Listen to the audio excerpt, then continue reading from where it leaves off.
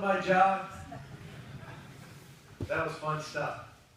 I got to play football from the time I was 10 years old until I was 34, so 25 years of football. And I grew up back in Minnesota. In Minnesota, the weather's pretty nasty generally, especially in the fall.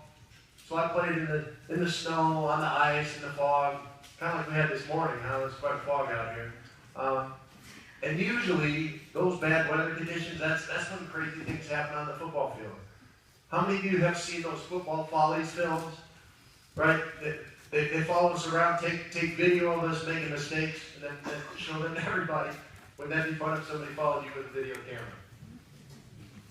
Kept track of your mistakes, pasted them all together, put them up on TV. The craziest play I ever saw was actually on a dry field in 25 years of football. It was at Mile High Stadium. The Broncos were playing the Seattle Seahawks. It was early on in my career. I didn't play very much early on in my career. It was usually on the sidelines. I was just a third down pass rusher and a special teams player. This play was no different. I was standing on the sidelines and I was standing behind the ball boy. Ball boys in the NFL are usually 19 or 20 years old.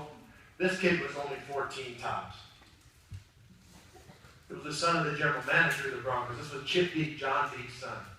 And that's not a place for 14-year-olds. You hear things no 14-year-old should hear. You smell things nobody should smell. It's a rough place to be, but he was so excited. He was down there with his football. Like I said, it was a dry day, but he had the towel out and was polishing that thing up. And this play unfolded right in front of us. Seattle's old left-handed quarterback, a guy named Jim Zorn, pitched the ball back to their running back, a guy named Kurt Warner. And Kurt started running the sweep towards our sidelines right at me and Chip. Well, Dennis Smith was our strong safety back then, and he was just a big hitter. He'd flat knock people out. Dennis came up out of the secondary, hit Kurt Warner the way only Dennis could hit somebody. Kurt went flying to the north, but the ball kept rolling west towards our sidelines, right at me and Chip. It was a fumble. And there's a fumble on an NFL field on a Sunday afternoon that attracts a stampede of men, my size and bigger, running as hard as they can at that ball, because they know if they recover that thing, that might change that game. And all of a sudden, at the end of the year, instead of 8-8 or 9-7, then who knows what's going to happen? So they're all charging at the ball, charging right at Chip, and Chip panicked. And as he turned around away, he dropped that ball. He had just been lovingly polishing it, hit him on the heel, and it rolled out on the field about 10 feet from the other football. Tom Jackson was also involved in this play. You know Tom from ESPN. But back in the day, he was our weak side linebacker. The call in the huddle had been a will shoot, which means a weak side linebacker is blitzing. When you're a blitzing linebacker, you have a set of rules. First of all, you widen out just a hair so you can clear the backside of that big offensive tackle.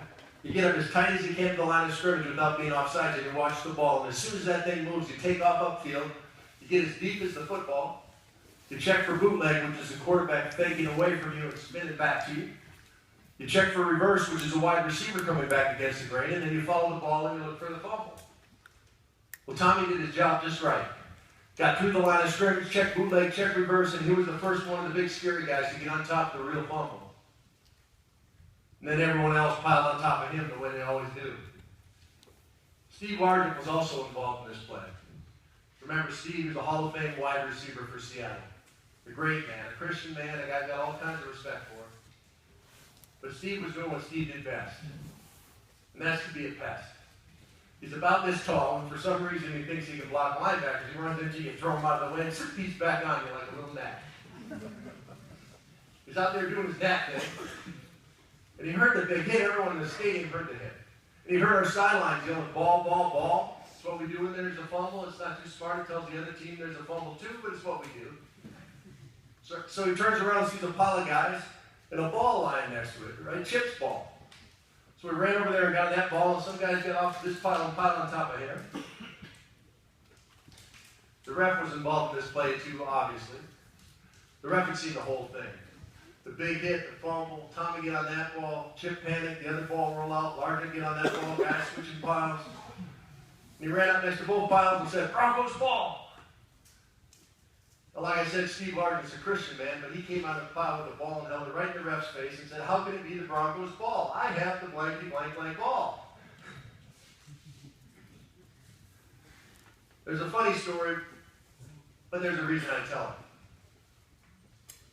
Success doesn't happen by accident.